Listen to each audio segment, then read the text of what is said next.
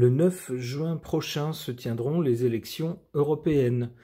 Dans cette perspective, les différents partis tentent d'imposer un peu dans les médias ou de faire apparaître dans les médias leur poulain. Alors s'il y a des personnes qu'on connaît mieux que d'autres, certaines semblent complètement inconnues, d'autres sont des noms qu'on connaît depuis quelque temps, il y a un monsieur qui m'intéresse plus particulièrement, même si son nom revient depuis plusieurs années. Je ne connais pas son programme politique et je ne connais pas sa vie personnelle non plus, je n'ai donc pas beaucoup d'avis sur ce monsieur dont le parti est situé à gauche. Et pour ne pas fâcher YouTube, je vais mélanger les syllabes de son prénom et de son nom. Je vais vous parler de monsieur Rafaman Gluel. Et j'aimerais savoir ce que les cartes peuvent me dire au sujet de ce monsieur. Pour cela, j'interroge le tarot de Marseille.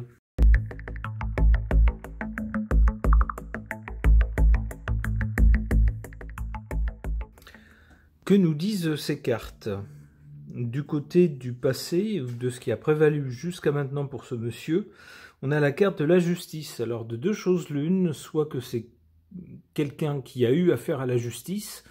Alors il ne m'a pas semblé voir d'articles dans les sites d'information au sujet d'affaires de justice, ou du moins d'affaires importantes de justice concernant ce monsieur. Si je me trompe, dites-le moi. L'autre interprétation possible concernant ce monsieur, c'est que c'est quelqu'un qui serait préoccupé justement par la justice. Alors, puisqu'il est situé politiquement à gauche, on peut penser que c'est quelqu'un qui est préoccupé par la justice sociale. Essayer qu'il n'y ait pas trop de différences énormes entre les très riches et les très pauvres, par exemple. Essayer de maintenir un filet social, vous voyez, ce genre de choses peut-être. C'est ce qui me vient au sujet de cette carte concernant ce monsieur. C'est quelqu'un qui essaye d'être juste. Pour le présent, on a la roue de fortune qui annonce une évolution ou un changement. Et la carte suivante devrait nous dire dans quel sens. Alors, avec la carte du mat, on a l'impression que c'est soit quelqu'un qui va s'en aller tout court, c'est-à-dire qu'il va quitter la scène politique, ce qui pourrait arriver si, par exemple, son parti connaissait un très mauvais score. Eh bien, c'est parfois ce qu'on voit. On voit des gens qui ne persistent pas. Ça pourrait être ça. Ça pourrait être également quelqu'un qui va se mettre à suivre un parcours très original. Pas du tout le parcours balisé d'autres candidats, pas le parcours traditionnel de quelqu'un qui est dans la politique, dans le milieu politique, et qui fait carrière.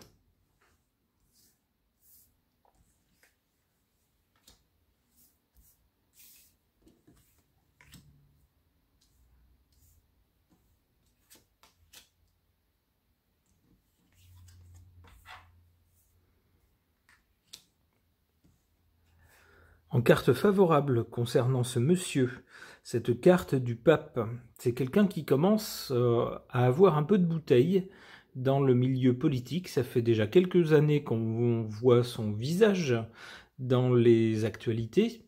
C'est quelqu'un qui s'exprime aussi un peu sur divers sujets. Alors bien sûr, on peut être d'accord avec lui ou pas d'accord avec lui, peu importe. Mais c'est quelqu'un qui est vraiment installé dans la vie politique.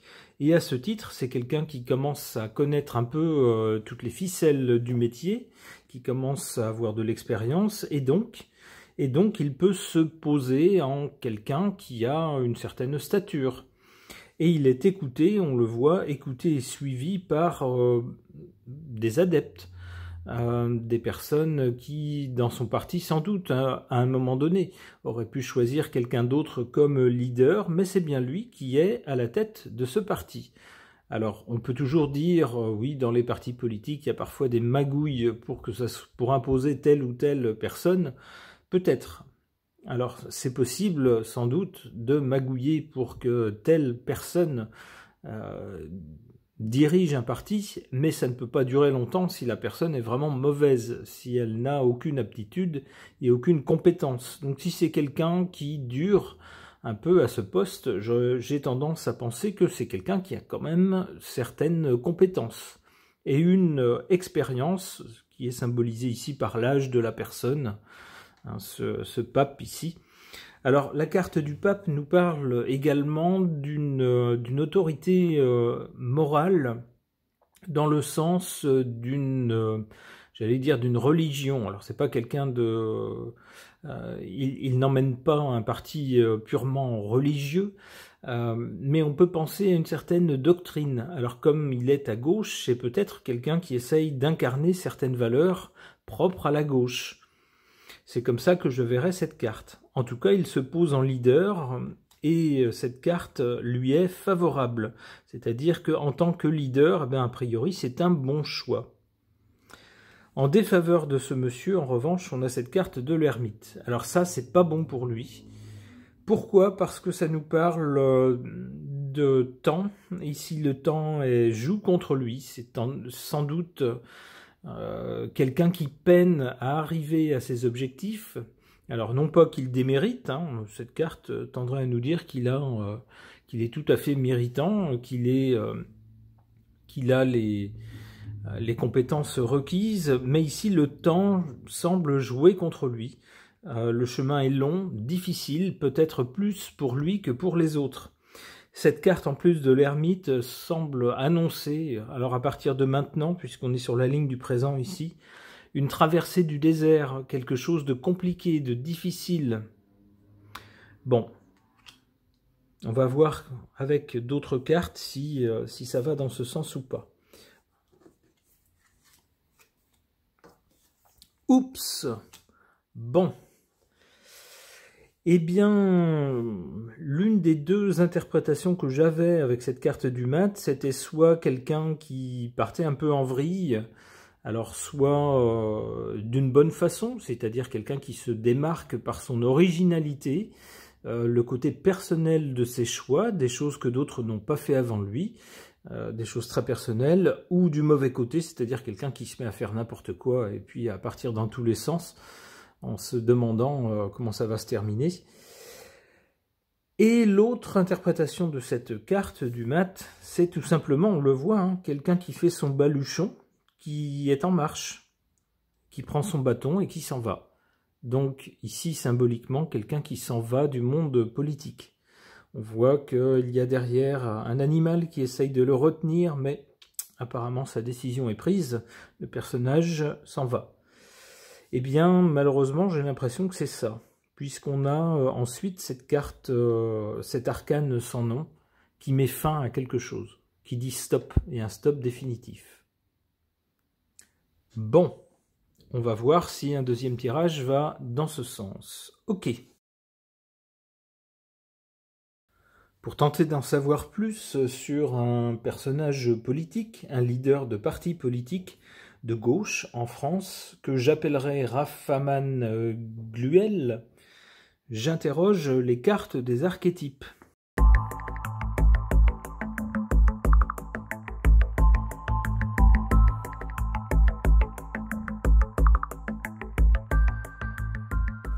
Alors, qu'est-ce que ces cartes nous disent ou nous suggèrent au sujet de ce monsieur?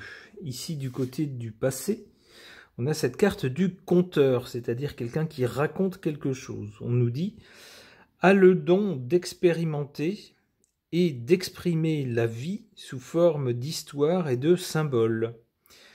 On nous dit également « invente des histoires pour faire du mal aux autres ». Alors je vois surtout dans cette carte du conteur l'importance de la parole. C'est quelqu'un qui sait manier la parole, alors non seulement par écrit, mais également par oral. C'est quelqu'un qui sait, comment dire, j'allais dire polémiquer. Alors polémiquer, ça a un sens un peu négatif. C'est quelqu'un qui sait argumenter, je dirais, peut-être défendre ses choix politiques ou ce qu'il propose au niveau politique de façon intelligente et de façon habile. C'est ce que je vois avec cette carte du conteur. Ou du moins, c'est quelqu'un qui l'a fait jusqu'à maintenant. Notez que cette carte est plutôt du côté du passé. En carte centrale, on a cette carte de l'enfant divin qui nous dit quoi? Qui nous dit l'innocence, la pureté et la rédemption. suggère une union particulière avec le divin, mais cette carte nous dit aussi incapacité à se défendre contre les forces négatives.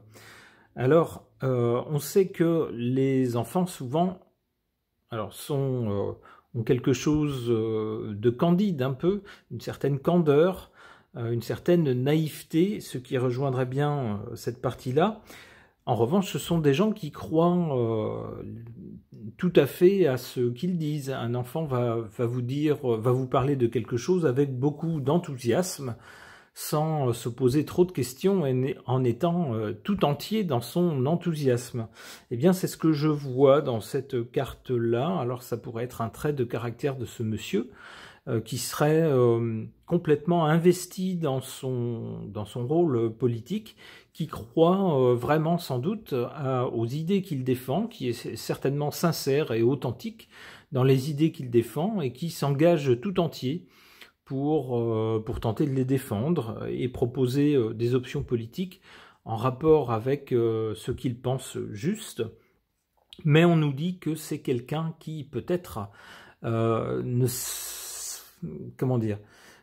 est peut-être facilement déstabilisé lorsque quelqu'un d'autre lui montre ou lui prouve que ses idées ne sont pas réalisables, soit peuvent mener à quelque chose qui ne fonctionnera pas, ce genre de choses.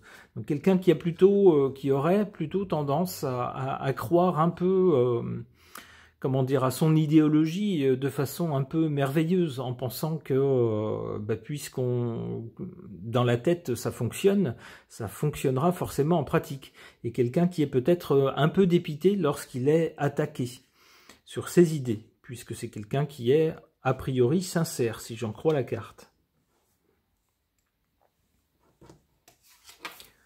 Du côté du futur, on a cette carte qui nous parle d'un libérateur.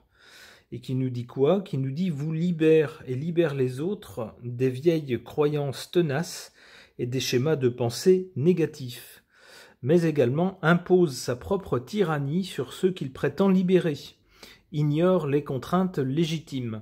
Alors effectivement, c'est toute l'ambiguïté d'un libérateur. Lorsque parfois certaines personnes disent « oh là là, la situation va mal, je voudrais bien que quelqu'un vienne et puis arrive sur son cheval blanc pour tous nous libérer de nos problèmes ». Eh bien, j'ai tendance à dire à ça, mais moi j'ai rien demandé. Si cette personne arrive pour me libérer, je lui dirai « vous êtes très gentil, mais je préfère faire le travail moi-même. Merci, c'est gentil, mais rentrez chez vous ». Et c'est un peu le problème avec ce genre de personnage qui se pose ici. Alors ça fait bien suite à cette carte qui nous parle un peu de quelqu'un qui a un ensemble de valeurs en lesquelles il croit. Eh bien quelqu'un qui voudrait apporter ça, imposer ça, plus ou moins à tout le monde.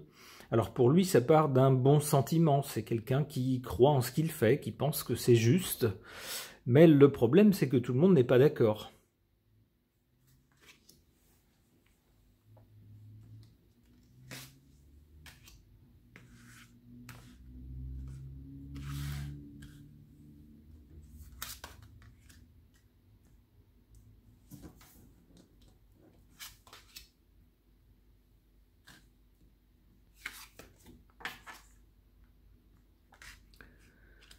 Alors, deux cartes intéressantes, en carte favorable et en carte défavorable. La carte défavorable est celle du scribe, qui pour moi rejoint celle un peu du conteur et en souligne les côtés négatifs. Un scribe, c'est quelqu'un qui écrit. On nous dit ici, préserve les connaissances et l'information, mais également falsifie les faits ou plagie les œuvres des autres. Alors moi j'y verrais surtout, encore une fois, l'importance de la parole, cette fois-ci écrite, avec quelqu'un qui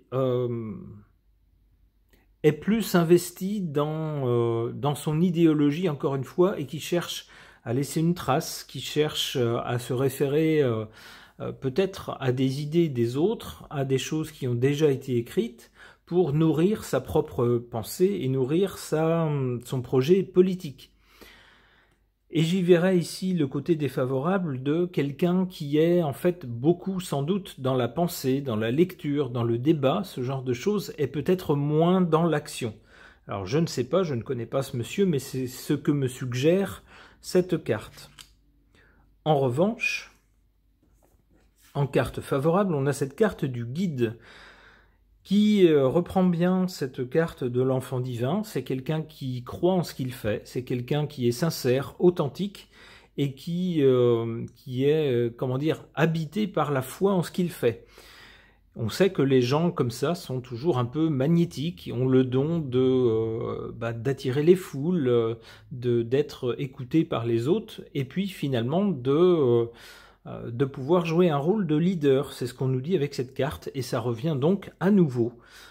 Et on nous dit que c'est une bonne chose que ce monsieur donc soit un guide. Il est à sa place dans ce rôle.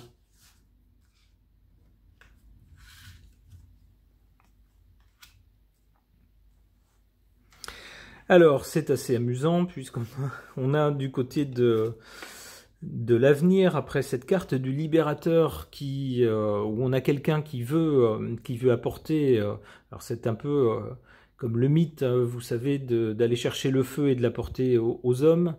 C'est bien gentil, mais les hommes n'ont peut-être rien demandé, c'est un peu tout le problème des libérateurs. Encore faut-il que les gens soient d'accord pour être libérés. On a ensuite cette carte de la jouvencelle. Alors, qui nous dit quoi? Alors, c'est assez compliqué puisque c'est écrit en orange très clair sur fond beige. Donc, c'est peu lisible. Alors, je vais essayer quand même. On nous dit « comprend la nature d'une relation amoureuse saine. Vous invite à compter sur vous-même. » Mais on nous dit également « attend l'arrivée du chevalier pour pourvoir à ses besoins. Séduction basée sur une illusion romantique. » Alors on a bien l'élan romantique de tous les gens comme ça qui sont complètement investis dans une idéologie, alors parfois politique, parfois c'est d'un autre ordre, ça peut être religieux ou autre chose, mais on sait que les gens comme ça qui sont à fond dans leur conviction ont quelque chose de romantique. Ils ont le feu sacré, ils peuvent entraîner les autres. Mais c'est ce qu'on nous dit avec cette carte. Parfois il faut aussi comment dire, remettre un peu les pieds sur terre et puis ne pas vivre que dans sa tête. Ne pas juste penser que l'élan fera tout. Il faut aussi tenir compte des réalités pratiques, physiques, concrètes, des différences entre tout le monde et ne pas penser que tout le monde va le suivre comme un seul homme dans ses idées.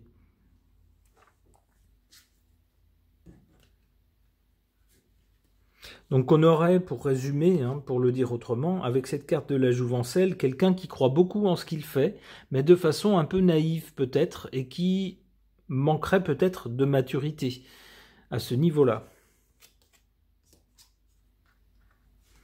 Alors voilà, on a un pionnier, ça rejoint bien, on est toujours dans la même ligne, dans la même idée. Avec cette carte du pionnier, on a bien quelqu'un qui tente d'ouvrir la voie, qui tente d'imposer des choses nouvelles, enfin d'imposer ou d'apporter des choses nouvelles, de les proposer en tout cas. Alors on sait que les pionniers souvent essuient les plâtres pour les autres. Parfois on les trouve trop modernes, un peu déroutants. Et puis quelques décennies plus tard, on se dit que finalement ils n'avaient pas tort. Ils étaient peut-être en avance sur leur temps. Donc que nous dit cette carte? On nous dit passion pour faire et créer ce qui n'a pas été fait avant. On nous dit également que ce sont des gens qui ont un besoin compulsif d'avancer. C'est-à-dire que c'est des gens pour lesquels c'est presque, comment dire, changer pour changer, pas forcément changer pour quelque chose de mieux ou de plus efficace ou de plus adéquat, mais changer pour éviter de toute façon de rester sur les acquis. Et ce serait donc le défaut de cette attitude. Alors en tant que pionnier, en tout cas, on peut saluer ce monsieur, c'est très bien, s'il défriche certaines idées, certaines propositions qui peut-être plus tard seront reprises par d'autres. Alors je souhaite bonne chance bien sûr à ce monsieur dans la course aux élections. Et j'espère que ce tirage aura pu éclairer certains sur la personnalité de ce monsieur ou à le voir sous un autre angle. Ce tirage est maintenant terminé. Merci de l'avoir suivi.